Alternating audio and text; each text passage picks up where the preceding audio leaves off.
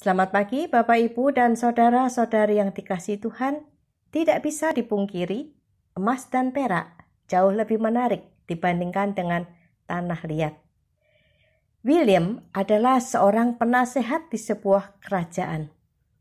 Nasihat dan kebijakannya akan didengarkan dan dikerjakan oleh sang raja.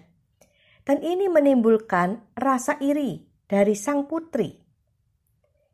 Karena bagi sang putri, William bukanlah sosok yang baik, yang mengagumkan. Karena William adalah seorang yang buruk rupa dan bongkok tubuhnya. Suatu hari putri bertanya kepada sang penasehat, apakah mungkin sesuatu yang baik tersimpan di dalam tempat yang buruk? Apakah mungkin ada hikmat dan kebijaksanaan yang tersimpan di dalam tubuhmu yang buruk?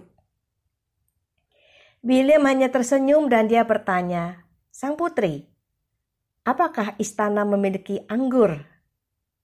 Tentu, sebuah kerajaan pasti akan melimpah dengan air anggur. Di manakah air anggur itu disimpan di dalam istanamu, sang putri? Sang putri segera menjawab, tentu di bejana tanah liat. William tertawa. Di bejana tanah liat? Mengapa tidak di dalam bejana emas dan perak? Sang putri kemudian setelah berpikir, segera memerintahkan karyawan-karyawan dan pelayan-pelayan kerajaan itu untuk memindahkan semua air anggur itu dari bejana tanah liat masuk di dalam bejana emas dan perak. Dan hasilnya, suatu hari ketika sang raja harus menjamu tamu-tamu dari kerajaan yang lain, air anggur itu pun dihidangkan dan yang terjadi adalah rasa air anggur itu sangat asam dan sangat tidak baik. Kemudian tahulah sang raja bahwa ini perintah dari putrinya, memindahkan semua air anggur dari bejana tanah liat masuk di dalam bejana-bejana emas dan perak. Setelah tahu reaksi anggur ini mengalami perubahan yang sangat drastis, sang putri kemudian datang kepada William dan bertanya, "Mengapa demikian?"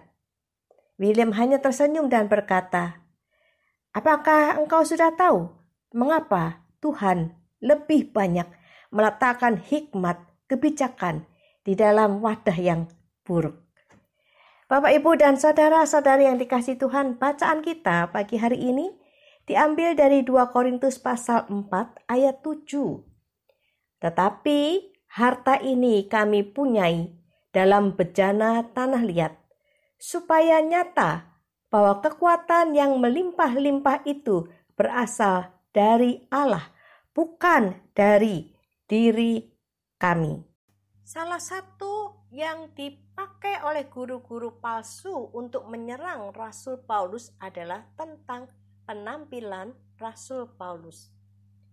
Rasul Paulus tidak menghindar dari kenyataan yang demikian.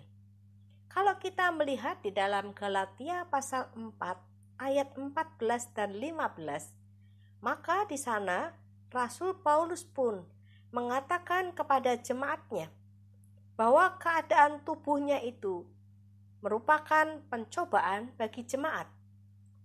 Karena sesuatu yang hina dan menjijikkan tampil di dalam tubuhnya.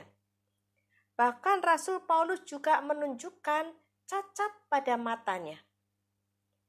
Rasul Paulus tidak menghindar dari kenyataan bahwa memang penampilannya sangat buruk dibandingkan dengan guru-guru palsu yang ada di Korintus.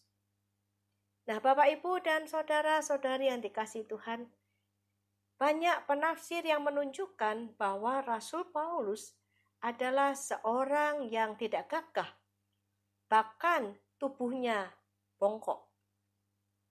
Ditambah lagi dengan cacat pada matanya dan penyakit pada tubuhnya. Sungguh, Rasul Paulus bukanlah seorang pemimpin yang memiliki penampilan yang memikat. Rasul Paulus bukanlah seorang pemimpin yang memiliki daya tarik pada fisiknya. Bahkan guru-guru palsu juga menyerang Rasul Paulus dengan intonasi suaranya, isi khotbahnya, gaya dia berbicara, dan begitu banyak yang berkaitan dengan fisik dan diri Rasul Paulus yang dijadikan oleh guru-guru palsu untuk menyerang Rasul Paulus dengan tujuan jemaat di Korintus menolak Rasul Paulus. Mengapa harta yang tak ternilai harganya itu disimpan dalam bejana tanah liat? Rasul Paulus dalam bacaan kita mengatakan supaya nyata bahwa kekuatan yang melimpah-limpah itu berasal dari Tuhan. Supaya Rasul Paulus di dalam memimpin jemaat, di dalam melayani Tuhan, kekuatannya itu berasal dari Tuhan, bukan dari dirinya sendiri. Semakin nyata kelemahan seorang pemimpin, sesungguhnya semakin nyata juga kuasa Allah di dalam dirinya. Tuhan memilih Rasul Paulus bukan berdasar pada penampilannya, bukan juga berdasar pada kecakapannya berbicara. Namun Tuhan memilih Rasul Paulus untuk menjadi sebuah tempat yang dipercaya bisa menyimpan dan memelihara, bahkan mengelola harta yang tak ternilai harganya itu. Rasul Paulus diberi kesempatan menjadi bejana tanah liat yang berguna untuk melayani Tuhan. Dan Rasul Paulus tidak mencari pengakuan manusia, melainkan pujian dari Tuhan Sang Penjunan. Bejana tanah liat adalah barang pasaran sepanjang masa, sangat tidak menarik dan bisa jadi bukanlah pilihan. Tetapi bejana tanah liat seringkali dipakai sebagai penyimpan harta benda. Ditutup, disegel, kemudian dipendam atau dikubur, sehingga harta benda tersebut aman dari pencuri. Namun Rasul Paulus menggambarkan dirinya sebagai bejana tanah liat yang berisi harta, namun tidak dipendam, tidak dikubur, dipajang dan difungsikan. Apabila kita adalah pemimpin yang tidak memiliki penampilan fisik yang menarik, yang tidak pandai berbicara, janganlah berkecil hati. Karena bisa jadi kita adalah bejana tanah liat yang dipakai oleh Tuhan untuk menyimpan harta yang tidak ternilai harganya. Karena bukan diri kita yang kita akan beritakan, namun kemuliaan Tuhanlah yang harus diberitakan. Selamat pagi, Tuhan beserta kita. Amin.